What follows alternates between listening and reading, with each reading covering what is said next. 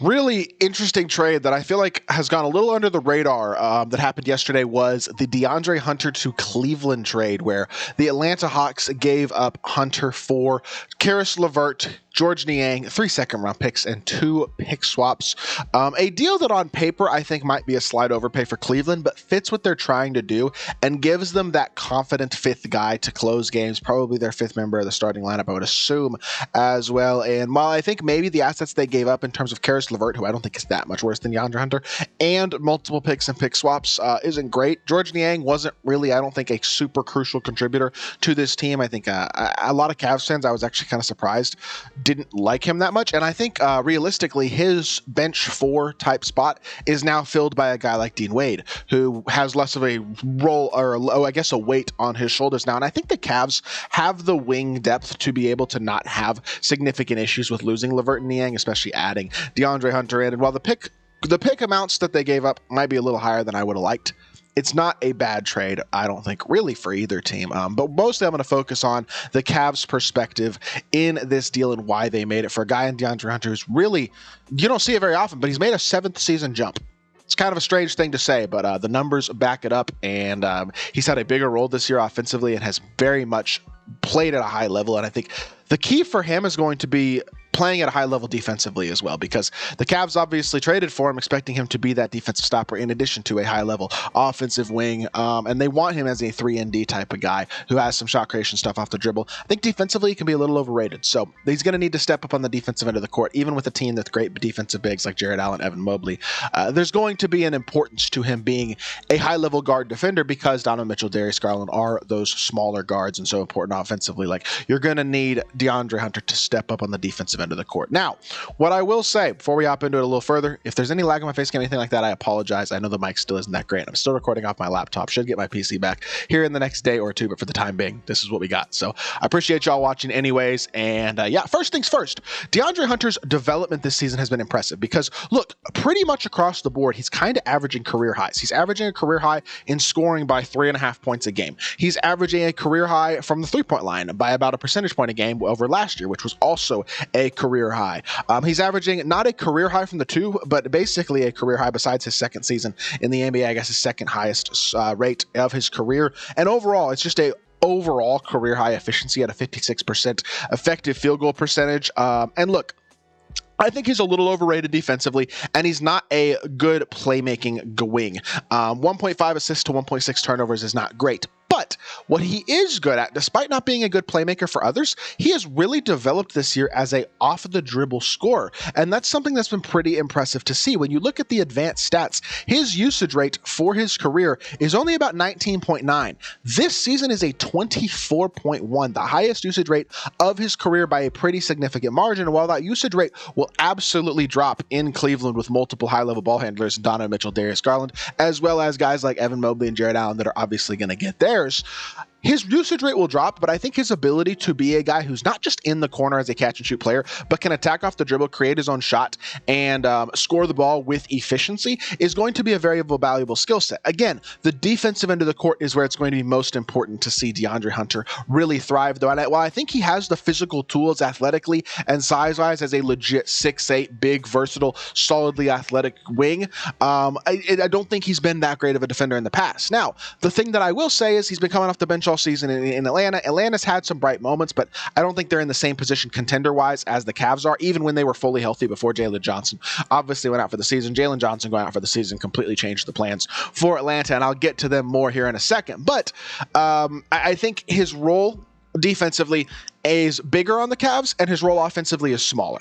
And that's fine, as long as he is willing to accept that role and play to his strength in that role as much as he can. And so it'll be interesting to see for sure if he's able to do that and how well he plays in Cleveland. Because if he gives them what they're looking for, a 40% three-point shooter, attack off the dribble a little bit, be confident offensively but not force, and then defensively be an impact wing who can guard the opponent's best player at a solid level, like that's a really, really key fifth piece for this team. And I think he can be a huge asset. And it gives them a roster that I really like. Now, the one thing that the Cavs did not really address at the deadline was a backup big. And look, this is a video I'll probably make tomorrow, but it just got announced this morning as I record this that Ben Simmons is being bought out by the Nets, and the Cavs are one of his main potential destinations. I know he's not really your typical center, but he's got the size and physical ability where I feel like he might be a guy as a backup big type guy who's obviously got off the dribble skills as well, who'd be an interesting piece for the Cavs, even though, I mean, he's both a point guard and a big, it feels like. But you look at their roster, the thing that makes it nice to be able to give up two players like Karis LeVert, like Georges Niang, is that they have their starting lineup now probably of Darius Garland, Donovan Mitchell, Hunter, Mobley, and Allen. But then off the bench, you have a lot of versatility. You have a sharpshooter like Sam Merrill, a guy in Ty Jerome who's having one of the best seasons of any player in the league that's just not talked about all that much, has been, I think, a legitimate most improved candidate this year, has been awesome. Isaac Okoro, who shot the three ball really well this year, and has obviously is a hard-nosed, high-level defender in his own right. Dean Wade, who I feel like is positionally more of a 4 than a 3 in the NBA, but has played a lot of the 3 at times in the Cavs starting lineup, and I think will fit just fine filling that Niang role off the bench as a shooting, shot-making 4 who's good defensively.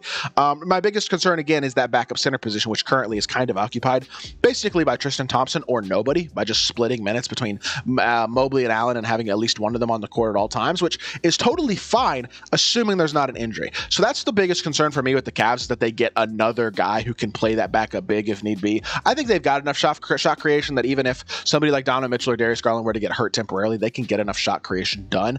Now, that would obviously handicap them in terms of trying to contend for a title. They're going to need all their big 4 healthy if they want to contend to win a title this season. But I think there is absolute validity to the fact that this Cavs team can 100% withstand losing a couple pieces and gaining maybe a slightly better piece. Now, they gave up more pick assets than I'd like to see on top of Karis LeVert, who I don't think is that much worse of a player at all than DeAndre Hunter. But at the end of the day, if they think it'll help them contend to win a title, I understand the deal. And they're in a position to absolutely contend to win a title. Even with a bit of a rougher stretch as of late, there's still a very, very good team that is what's the record? 39, 40, and 41-10. There you go. That's pretty insane. Like, they're at a 60-something win pace. This team is elite. And then you look at the Hawks, and I do think they're worth talking about at least briefly. Obviously, the Jalen Johnson injury kind of killed their season. I am a little bit confused by the deal that they did for Terrence Mann and Bones Highland when they gave up Bogdanovich and 3 second-round picks. Wouldn't have expected them to want to give up pick assets instead of adding them, but maybe they think Terrence Mann and Bones Highland can be long-term rotation pieces potentially. I don't really know what the thought process with that deal, but the thought process with this deal is to acquire assets, potential pick swaps, second-round picks, and then a guy like Karis LeVert, who I think can be a real contributor and is a legitimately good player as well. Now, Georges Niang probably not expected to be a huge contributor on this team, but the truth is the Hawks are probably going to be going more towards, I don't know if rebuild mode is the right way to say it, because they might not be legitimately rebuilding, but they're not good. Even with Trae Young healthy, this is not a good team anymore without Jalen Johnson. They have obviously struggled a lot as of late. They're 5 games under 500. They're probably going to be a exit in the play-in type of team. And look, I mean, they've lost, 9 of their last 10 games? Like, it's pretty rough in Cleveland right now, and I don't have super high hopes about that changing. But you know what?